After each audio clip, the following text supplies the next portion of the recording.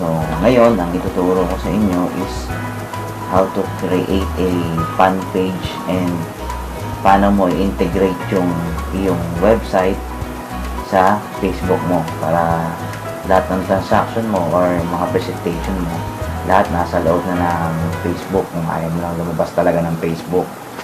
Okay, so first, punta tayo dun sa paano pag-create ng Facebook fan page.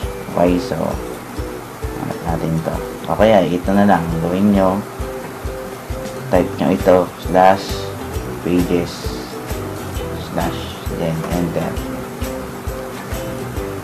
Okay, so ito create page.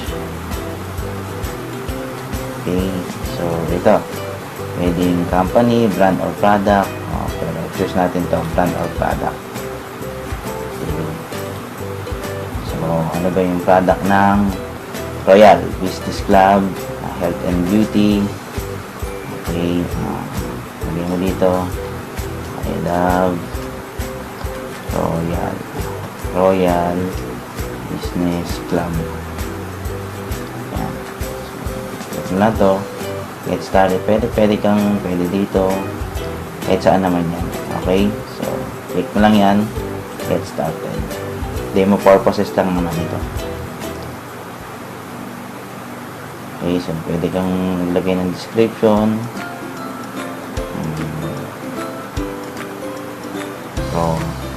Royal Business Club products and business opportunity. Description. Tapos website mo. Example ito. Yung sarili mong website na My Royal Business Club. Okay. Yung rito. Kailangan kasi meron ka niya. Ito. Yung customize URL mo. Okay. Kanina, I love. Dapat walang space ito ha. I love Royal Business Club. Okay. So, ito. Save info. Okay. Yun. Okay. Tapos, pwede kang maglagay ng picture mo. Picture, pwede kang mag-upload ng picture dyan. Pero skip ko na lang para hindi ka ng haba. Bahala na kayo. Parang normal din na nag-upload ka ng picture sa Facebook profile mo. Okay, so skip ko na yan. Okay, so skip na rin. Okay na yan. Add to favorites, pwede rin. And next. Okay. Okay, pwede mong i-share sa friends mo na. Or skip mo lang muna. Okay. Then, skip. Add payment. Pag ano yan, po-promote mo na. May bayad na yan sa Facebook. Pero, skip ka lang. Skip mo lang yan.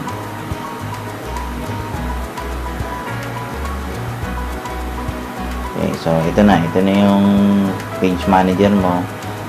Kung naglagay ka ng photo, lalabas dito yung photo mo. I-like mo yung sarili mong page muna. Ikaw dapat ang unang like. Kumbaga sa Royal, dapat product ka ng product mo. Okay, so ito yung profile picture. Yan, pwede ka maglagay yung in-upload mo kanina. Pwede ka maglagay ng ad cover. Gaya kung ano yung ginagawa mo rin sa normal na Facebook account mo. Ganon din ito. Halos pares lang. Okay, so kaiba lang nito. Pang business page mo to, parang website mo to sa Facebook. Okay, so paano natin ma-integrate ngayon itong Facebook mo papunta sa na nakakabit na lagi dito sa iyong fan page. Okay, so muna natin kailangan hanapin, punta ka sa search bar ng Facebook, and then type static HTML. Ang pipiliin mo yung may iframe tabs. Ito. Kaya wag ito. Ito lang. iframe tab. Okay. So, yan. So, visit mo yung website. Siyempre, bago pa lang tayong gagawa. Okay. Then, add static HTML to a page. Okay. So, ito. Pili mo yung ginawa mo. I I Love Royal, add page.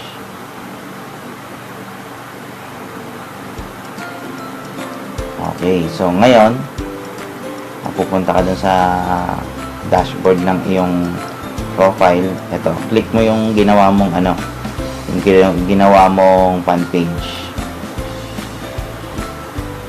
Then pagkagawa mo niyan, ito, lumabas na yung itong star na to. Kita mo yung star na yan. So yan, pwede natin edit yan. Okay, edit tab,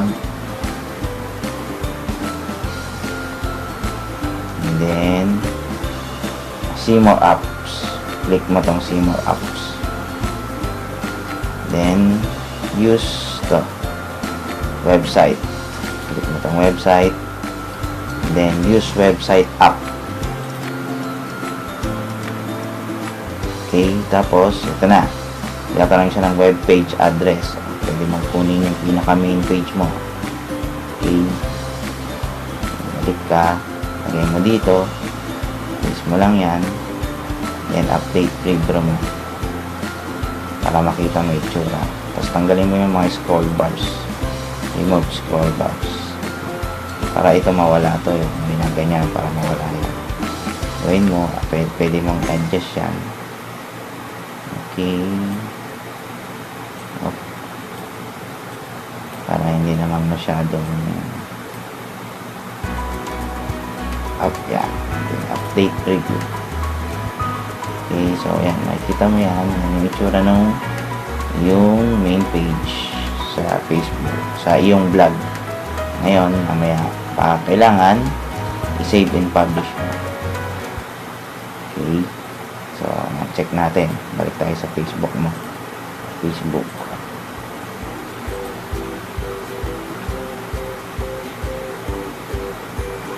sa Facebook, click mo yung I Love Royal ulit.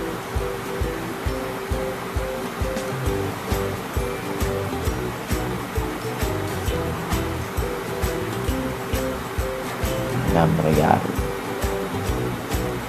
Okay, so ito na yun. At kinilik mo yan, click natin, ang lalabas dyan yung website na nakadikit na sa iyong fan page. Sa iyong fan page. Ayan na. Ayan na yan. So, ngayon, pwede mo nang i-copy to. Siya na lang ipakita mo dun sa kausap mo. Okay? O kaya, kung gusto mong magkaroon ka ng, gusto mo naman yung part na, every part. Kasi ito, nakalink lang to sa main page. Pero ang gusto mo yung talagang exactong page, like ito, how to become a distributor. Kung gusto mong yan, yung direkta. Okay? Pwede kang mag-additional uli mag-add uli ng bagong tab. Okay, so subukan natin.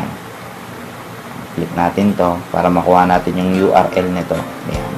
6 easy step to become a distributor. Okay. So, para mag-add ka naman yon. Okay, balik ka dito sa iyong fan page. Then, i-click mo lang tong star. Yung ginawa mo, i-click mo lang. Then, click edit tab. Kahit ilang tab pwede kang mag-add dito. Kahit ilang pa. So, okay. So, ito, click mo tong settings para makapag-add ka ng tab. Then, add more tab to this page. Okay. So, ito, second tab. Yan ha. Second tab, click mo. Okay, tapos choose kung ano yun, yung Live Royal, yung ba rin, para sa pang royal na page mo. Add page tab.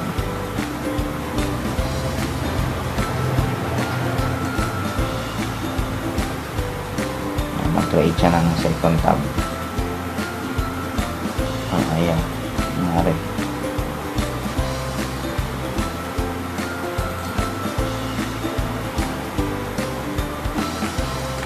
Add page tab. Yan. Ay, doble. Kaya pala, ayan. Yan. Add page tab.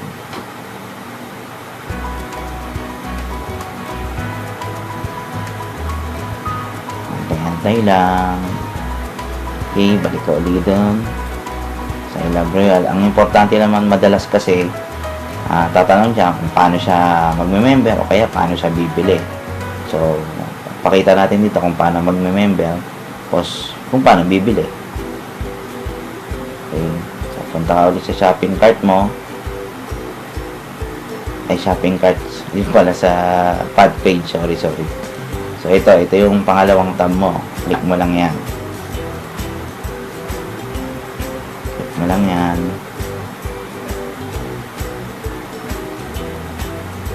Then edit tab. Okay. Tapos kunin mo yung URL nito, copy mo lahat to, highlight mo lahat yan, then right click, copy, tulad ng ginawa natin kanina. Okay, then ito yung kanina, ito, see more apps ulit, then website ulit, click mo pang ulit website, then use website app. Okay, then lagay mo yung page nung iyong how to join 6 easy step to become a royal distributor. Then update preview, and remove scroll para mawala ito, para isang complete page siya.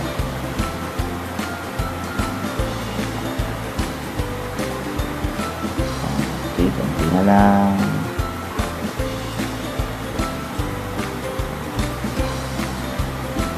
Diba? Yan. So, ito yung itsura niya. Yan. Pili siya ng kanyang kit. Kung kit ang gusto niyo dyan. Okay.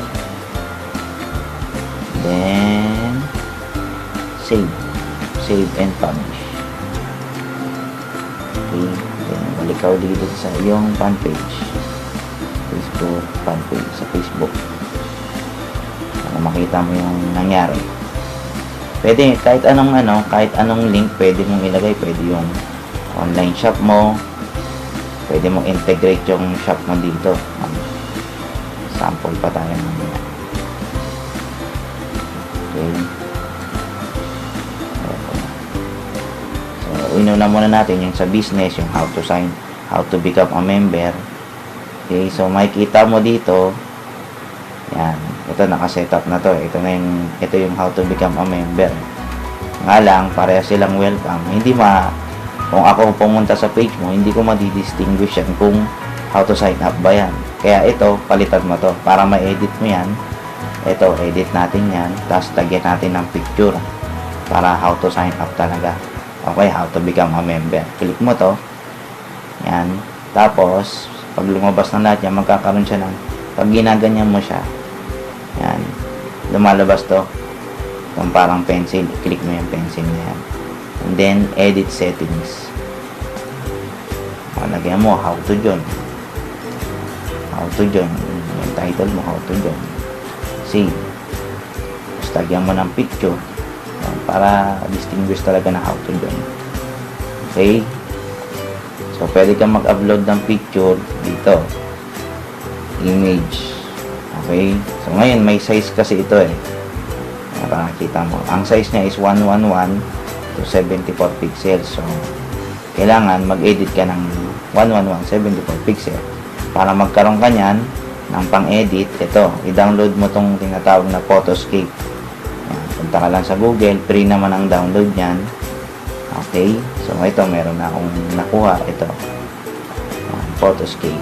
So ngayon, para magamit mo to, may nag-sample kasi ako kanina. Okay, ito yung home yan, pagpasok mo yan, ito lalabas. So click mo tong screen capture. Okay, huwag ka muna pipindot, pumunta ka dun sa how to join dito. So kung gusto mo itong makuha o kaya ito, capture mo yan. Ito. Yan. So Ayan, na-capture mo na, X mo lang yan. Tapos, ito, kung ito gusto mo, o ito. Pero ito na lang, kasi ito meron nakalagay. Kaya, pwedeng ito rin. Click natin. Ka-crop mo siya eh. Crop. So, ngayon, right-click mo siya, hold. Ayan. Hanggang sa saan gusto. Ayan. And then, click mo tong crop. Ayan. Tapos may size. Isa-size natin siya ng 111. Click natin. Anong size niya? 11174 pixels. Okay, so home. And then, click resize. Then, i-click mo to. Tanggalin mo yung check. Then, 11174. Okay, then, click OK. Then, save. Okay, save as mo. Tapos lagyan mo ng pangalan. Sa desktop ko na lang lalagay. Pakita niyan, how to join PNG. Save. Yes. Okay, so dito tayo. Choose a file. So, di ba, na-save mo na. Choose a file. Ibig sabihin, meron ka na nakuha niyan. Dahil nasa desktop siya, click mo yung desktop. Hanapin mo yung how to join. Ayun. Ito, how to join. Open. And yan na. Okay na siya. So, balik ka dito sa Lab Royale mo. Then, okay mo lang yan. Refresh mo lang. Ayun, na-refresh na siya ng kusa. How to become a distributor. Doon na rin. So, pwede ka rin mag-add ng ng shopping cart mo. Add natin yung shopping cart. Kasi dalawa, di ba?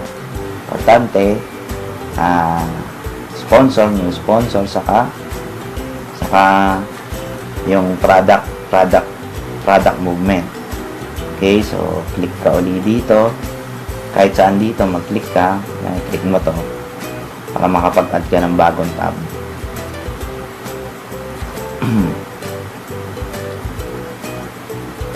Okay lang. Basta kinilik mo na yung shop eh. Ito. Click mo na yung shop. Ito na yun. Ito na yung shopping cart mo. Okay, parang online store mo na to. Okay. So, balik tayo kung nag-upload na. Okay, so dito na uli. Click mo lang edit tab. Hindi mo na ito i-edit basta ganun lang yung process niya para makapag-add ka ng bagong tab. Gagawin mo, punta ka sa settings uli, kagaya ng kanina, and then add more tabs to this page. Okay, ngayon di ba may second ka na, kasi pag kinilik mo yung second, hindi pwede na, kailangan pang third tab. Okay, so I Love Royale ulit, click mo to. Kailangan magkaroon ng check dito yan. Naglo-load pa siya. Click yan, check. Add page. Okay.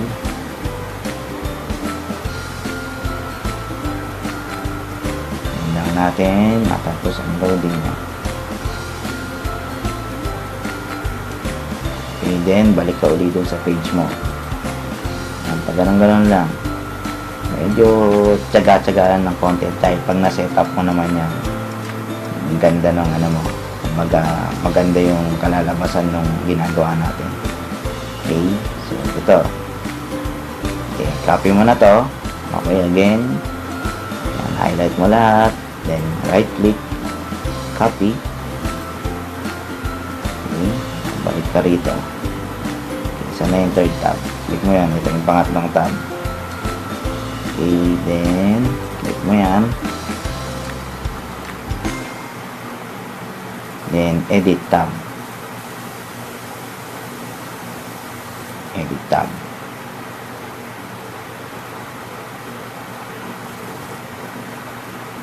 Okay, so ito, see more apps ulit.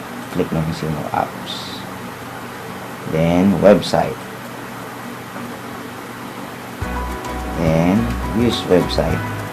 Okay, kung nalilito kayo, pwede nyong i-post ng content, tapos follow yung instruction, then play post ulit, follow instruction. Okay, ganun lang. Kung nalilito ka. So, ito ulit. Balik natin ulit itong web page. Right click, paste ulit. O kaya, control V, victory. Control victory. Ganun. Then, update, preview. Okay, remove natin yung scroll bars. Then, para matanggal yung mga scroll bars. Okay, so ito. Pakita natin kung anong itsura. Ayan yung shopping cart mo. Okay, di ba? Yan na. Kaya pag nagtanong siya about products, paano bumili, bato mo yan. Okay, save muna natin bago mo maibato yan. Save. And publish. Okay, so na-save na. Balik ka ulit sa Facebook mo.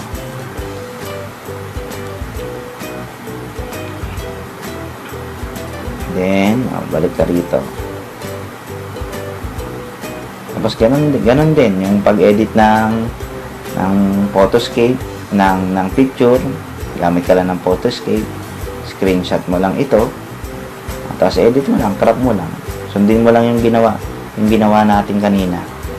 So, ganyan na lang muna. Okay, ito. Pakita ko muna. Bago nating bitawan ang microphone.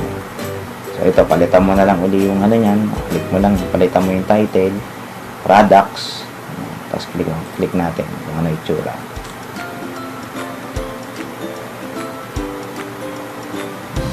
Lagyan mo, palitan mo na lang yung welcome ng ano, na Royal Business Club products. O kaya, where to buy products. So, yan. O kaya, buy products. Ganyan ang title mo. Yan. So, yan yung ano, yung site mo. Naka-integrate na siya sa Facebook mo. Okay, so yan muna. So, see you on the next tutorial. So, good morning. Welcome to perfectonlinesystem.com for Royal Business Club. Okay, again, promote ka lang uli yung ating napakagandang website. Okay, so ito po yun, yung tinatawag namin system. Okay, so halos nakikita nyo na po habang pinapanood nyo yung mga tutorial, nakikita nyo kung ano yung mga gamit nya. Okay, so dito, ang maganda, may mga, kumbaga later on, halos Facebook na lang yung ginagamit mo pag na-set up mo na. Yung nga lang, kailangan mo pa rin ng personal blog mo. So ito po, at least dito, kompleto na po ito. Andito na po yung mga dapat mong gamitin. Okay, so napakaganda po ng website sa yung training na tinuturo ng Perfect Online System for Royal Business Club. Okay, so yan po ulit. See you in the next tutorial. Good morning ulit and welcome to perfectonlinesystem.com.